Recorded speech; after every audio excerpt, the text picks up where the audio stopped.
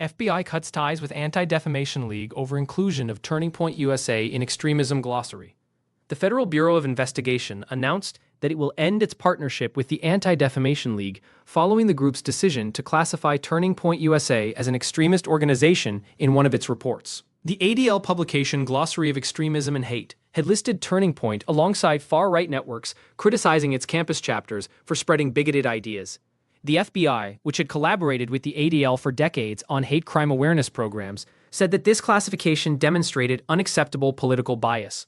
FBI Director Kash Patel stated that the Bureau will not partner with political advocacy groups masquerading as neutral watchdogs. He said that law enforcement must remain impartial in matters of speech and political expression.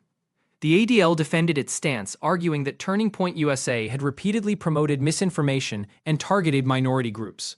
The fallout from this decision has reignited debates about bias in government institutions. Conservative commentators hailed the move as a long-overdue correction, while civil rights organizations expressed concern that it undermines efforts to combat extremism.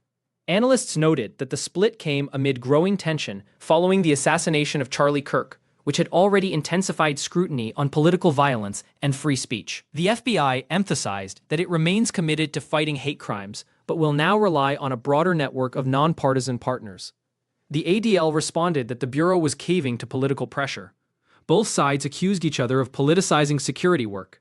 The dispute illustrates how deeply entrenched polarization has become in American institutions, where even definitions of extremism now fall along ideological lines. The controversy has also emboldened supporters of Turning Point USA, who see it as proof that their movement was unfairly labeled. Erica Kirk, in a recent statement, said the organization would continue advocating for free speech on college campuses, and that Charlie's death should remind Americans to reject censorship and violence alike.